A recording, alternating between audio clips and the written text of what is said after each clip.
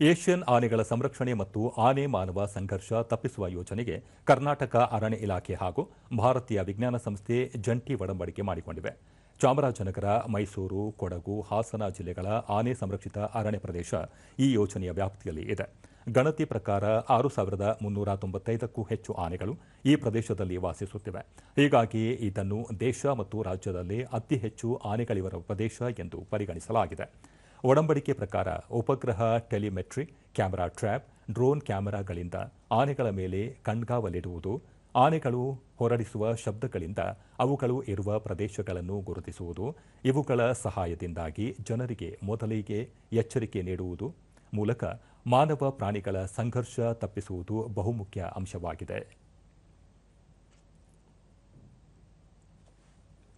ದೂರದರ್ಶನದೊಂದಿಗೆ ಮೈಸೂರು ಹುಲಿ ಯೋಜನೆ ಅರಣ್ಯ ಸಂರಕ್ಷಣಾ ಅಧಿಕಾರಿ ಡಾಕ್ಟರ್ ರಮೇಶ್ ಕುಮಾರ್ 2025-29ರ 5 ವರ್ಷಗಳಿಗೆ ಈ ಒಡಂಬಡಿಕೆ ಮಾಡಿಕೊಳ್ಳಲಾಗಿದೆ. ಆನೆಗಳ ರಕ್ಷಣೆ ಜೊತೆಗೆ ಆನೆ ಮಾನವ ಸಂಘರ್ಷ ತಪ್ಪಿಸುವ ಉದ್ದೇಶ ಹೊಂದಲಾಗಿದೆ ಎಂದು ಮಾಹಿತಿ ನೀಡಿದರು.